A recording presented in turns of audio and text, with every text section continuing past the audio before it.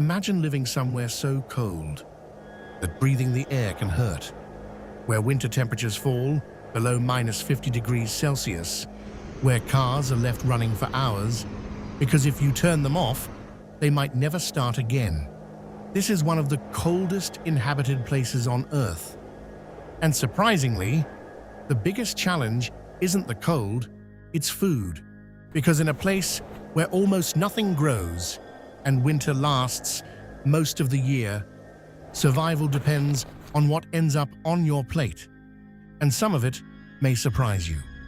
Welcome to Hidden Places Travel. Today, we're traveling to one of the coldest towns on Earth. A place where life has adapted to conditions most people could never imagine. And to understand how people survive here, we need to understand what they eat. 1. Life in extreme cold. Most of us experience cold as an inconvenience. A jacket, a heater, a few uncomfortable weeks. But here, cold defines everything. Daily life revolves around it. The roads, the buildings, the schedules. Even simple activities become more difficult. Fresh fruits and vegetables are often expensive. Growing food locally is nearly impossible for much of the year. And transporting supplies across vast frozen distances isn't easy, which raises a simple question. How do people get enough food to survive? The answer begins with adaptation. Because over generations, people learned that surviving extreme cold requires a very different diet. 2. Food becomes fuel. In warmer climates, people often focus on fresh produce. But in the coldest towns on Earth, food serves a different purpose: energy. Lots of it. The human body burns enormous amounts of calories trying to stay warm. And that means high-fat, high-protein foods become essential. Fish, meat, animal fats, foods that might seem heavy elsewhere, become practical necessities here. In many northern communities, traditional diets developed around whatever could survive the climate. And surprisingly, those diets helped people thrive for centuries, not because they were trendy, but because they worked. 3. The foods most people have never tried. Some of the foods commonly eaten in these regions might seem unusual to outsiders. Reindeer, Arctic fish, preserved meats, dried foods stored for long winters. For generations, these foods provided reliable nutrition when other options simply didn't exist.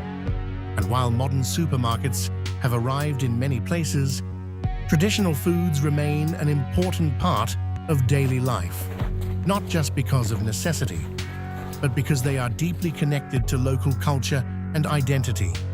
Food here isn't only about survival, it's about heritage. But perhaps the most surprising thing isn't what people eat. It's what happens when fresh food finally arrives. Because getting groceries here is unlike almost anywhere else in the world. 4. The cost of eating in remote places. Imagine living thousands of kilometers from major cities. Now imagine trying to supply food year-round. Everything becomes more expensive. Transportation, storage, distribution.